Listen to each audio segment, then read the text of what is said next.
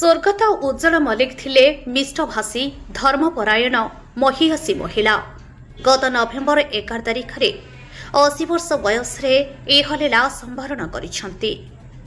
तांकर सुकर्म पई झुरुची सयार सारा अंचल।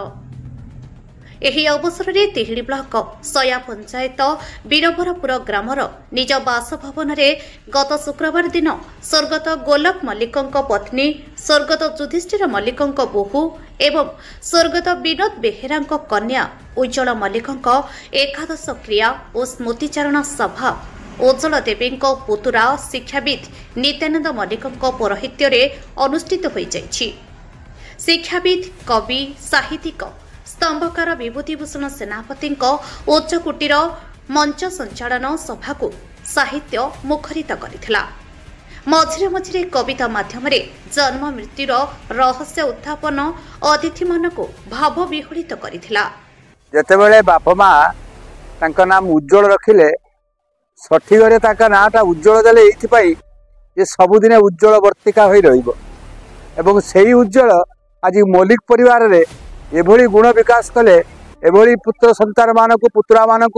पुत्रवधू मानक एभली भाव से पारदर्शिता लाभ कराइले जे तांकर नाम सब बेले उज्जवल होई रहिबो। मनीष चली जीवो किंतु क्षतिटा सबुदिन रहिबो, तेणु करी स्मृति सब बेले रहे एवं सब चली जीवो, स्मृति रही जीवो ए धरा तलरे एटा केही केबे न भूलिबो आउ ए जगत रे। तेणु ए भली एक कम्र परिवेश भितरे ए सदा परिवेश भितरे एवं उज्जवल मल्लिक जो गुण गारिमा सब आज आलोचित है एवं समस्ते जो विज्ञ गुणी ज्ञानी लोक मैंने जो विषय जो वक्तव्य रखिले प्रकृत में तांकर आत्मा निश्चित भाव में परमात्मा चरण में मिसी जाए यथा जीवात्मा परमात्मा चरण ये कथा केवल अन्यथा हेब ना एवं सबुदिने ये गाँ माटी मध्य जुड़ब। मुख्य अतिथि भावे तिहिड़ी ब्लॉक बिजेडी सभापति सुरेंद्र नायक जोगदे स्मृतिचारण सहित मरीगले स्पंदन रहे नहीं परिचय रहे। सेही परिचय छाड़ी दे जाइछंती उज्जवल देवी बोली मतव्यक्त करथिले। उज्जवल देवी एकादश क्रियारे स्मृतिचारण सभा जो दिव्य आत्मन माने उपस्थित थिले से तांकर जो स्मृतिचारण कले एथरु समस्ते आज ग्रामवासी ठारू आरंभ करी आपण माने तो अछंती मीडिया भाई माने तो निश्चित भाव में आज आपण उपलब्धि करछंती जे तांकर नामटा प्रकृतर गोटे उज्जवल से उज्जवल आलोक आज से आलोकित हो जाइछथि। मनुष्य सीना चली जाए से जो कर्म करिथांती कर्तव्य करिथांती से जो स्तर रे थांतु ना कहीं प्रत्येक मनुष्य भगवान जो जन्म देइछंती निश्चित भाव में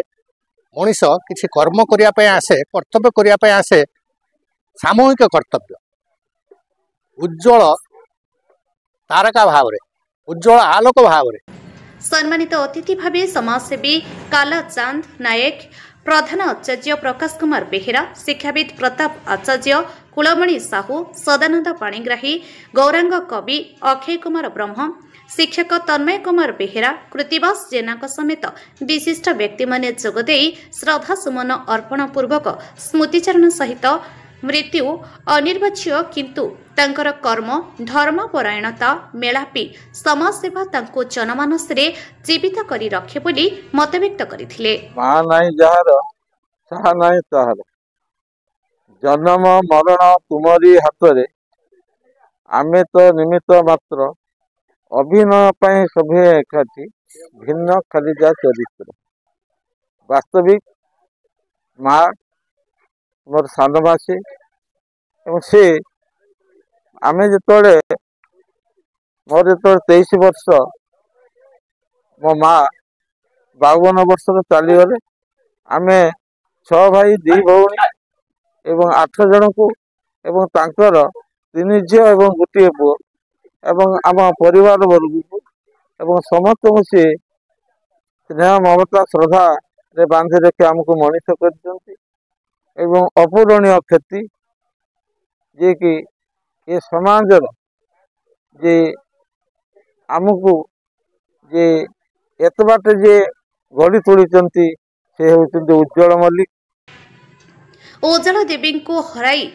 परिवारर एक अपूरणीय क्षति सृष्टि होइछि बोली पुत्र आदिकन्द मल्लिक समेत पुतुरा हेमंत, अक्षय, कमलाकांत, गौरीचांद, श्यामसुंदर, रमाकांत, रतिकांत, उमाकांत, हिरण्य, मुक्तिकांत, भाई निराकार बेहेरा, ज्वाइन शिव, विद्याधर, नातुणी बेबी, नातुड़ी ज्वाई चिन्मय, भणजा कमलाकांत बड़, तरुणी जेना, शिवप्रसाद बड़, बड़बोहू आरती, मंजू, कमलिनी, उषा, शांति, पूजा, सरोजिनी, झियो सुन्नी, सुंदरी, नाती, आशीष प्रमुख अभिव्यक्त करथिले। भद्रकରୁ अमूल्य कुमार माझी को रिपोर्ट, अमूल्य लाइव।